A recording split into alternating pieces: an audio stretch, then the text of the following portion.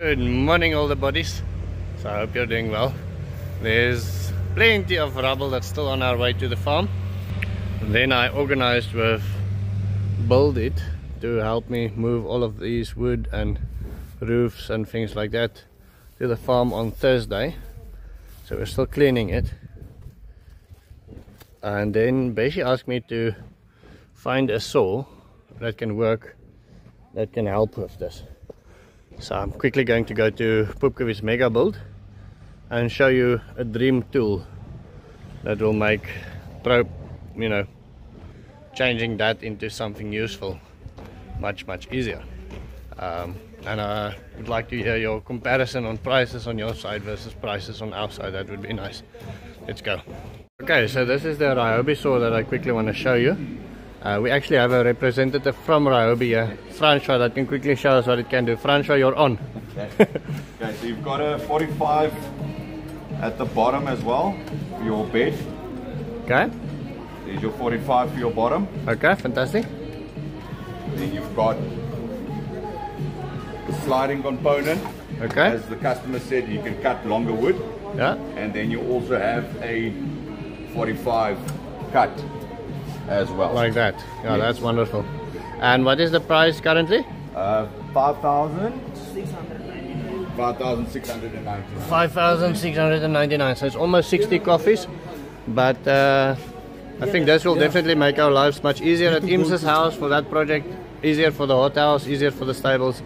For all the projects coming up with wood, this will make our life so much easier. So this is also cut aluminium as well. So it can also do aluminium as well. So if you obviously use a different blade. Yes. Yes. Okay. Thank you, Prawnstar. Thank you, guys. Thank you, gents. I really appreciate it.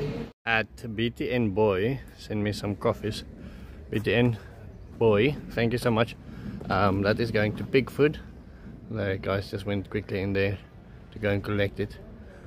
I'm sure you understand how much pig food means to me. It really helps feeding animals. Somehow they don't want to get fat if you don't want to feed them. In fact, they sort of get very lazy if they don't get food and water. So BTN Boy, thank you so much. Really appreciate it. Some storerooms. I just want to show you quickly the kind of feedlot places that we have. So this is obviously the grass room, salt room. Salt is very cheap here. I'm not sure how cheap salt is at different places. These are leeks for different animals. This is sheep, cattle and goat, and you buy it in a tub like that, and when it gets hot it gets little tar like, and they eat that, molasses and all sorts of other goodies. And so this is our agri store, you can almost say. You get all the agri sort of things over here. Then Lissa sent me some more money for the weekend in Windhoek. That helps a lot. I have a speech that I have to do about water harvesting, and I haven't finished preparing it yet. If you guys have any tips on speeches, that would be wonderful. I've got about 10 minutes in front of a crowd that I need to speak about water harvesting, do a presentation. So I'm a little bit nervous about that, but 10 minutes goes by very quickly. Jim.com asks how much water is left in the river for the ducks to be able to swim in it. Now Jim, the river is dry from the rock structure all the way to the top. There's still a couple of moist spots like that, but from the rocks all the way to the road is dry. And if you turn around right where we pass with the horses, you can see here was bedding added to give a bit of stability.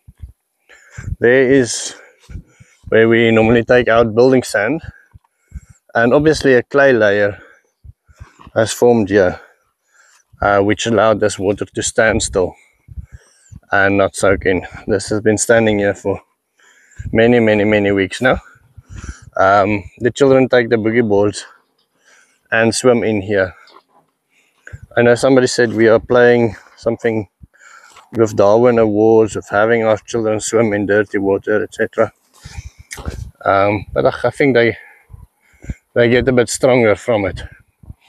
This is one of our bottom rock structures. I see some stuff have washed up here, a tire and a piece of polystyrene, etc.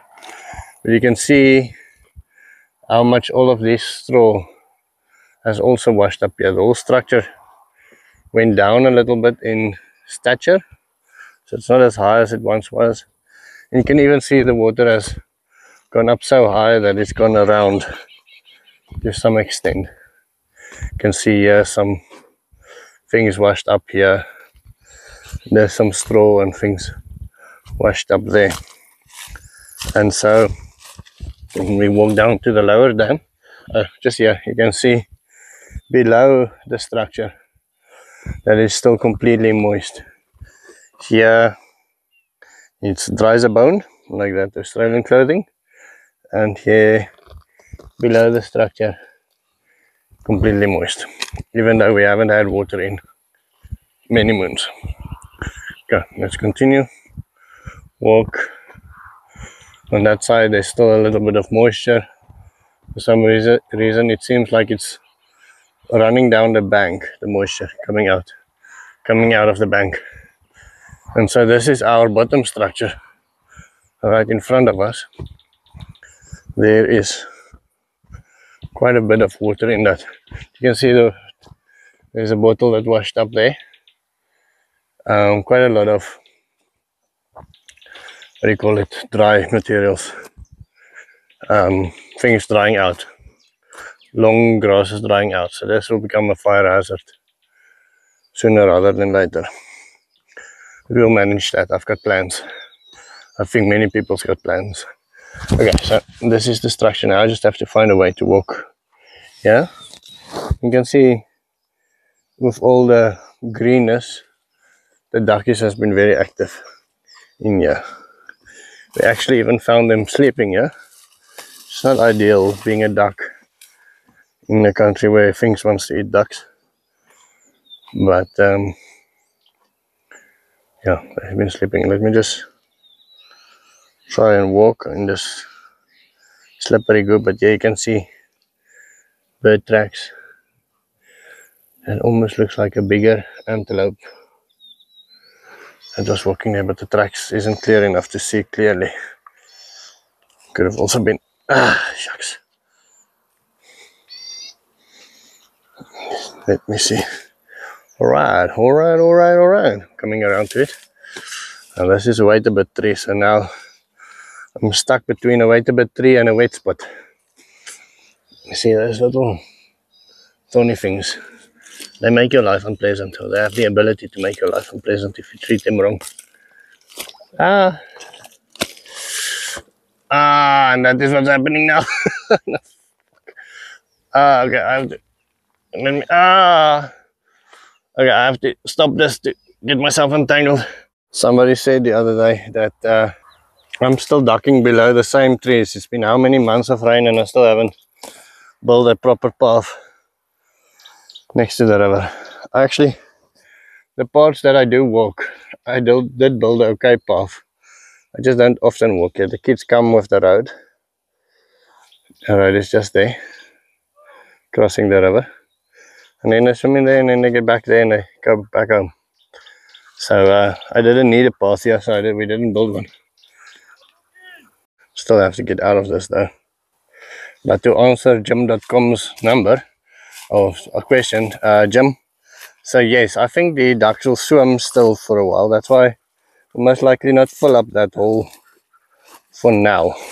Probably fill it up a week or two from now, especially because it's leaking. So I think once it sort of stops here, I'm gonna show you, turn the camera around. This is what I'm walking in now. Dense grass, looking like this. Nice black mamba country, yeah. Luckily the mambas and most snakes, they hear you come and they go. It's when you walk softly at night. Phone's got me in the back. That's sort of when the trouble happens. Subscribe, monkeys!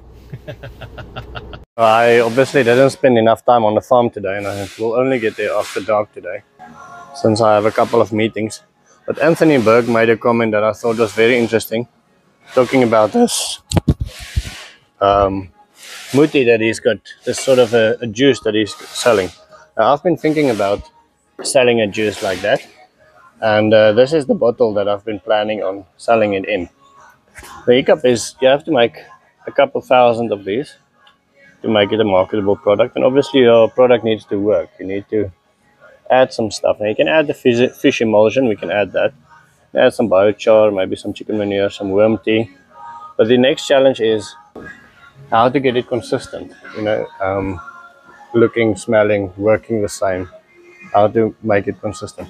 So if you guys have got any recipes that I can try, I'm 99% sure I'll be able to find a market for something like that in Namibia. Some juice that makes plants grow faster. I think I would be able to sell that.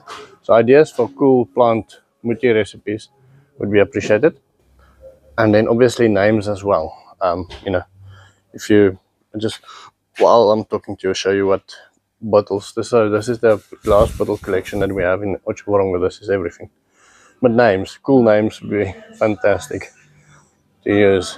And if you have any other ideas, okay, this is an expensive bottle, very expensive. But this one is actually not that expensive. That's like $1, like no, I get myself right, $2.50 for that bottle. But I will be able to sell that for maybe $150, $200 Namibian bucks.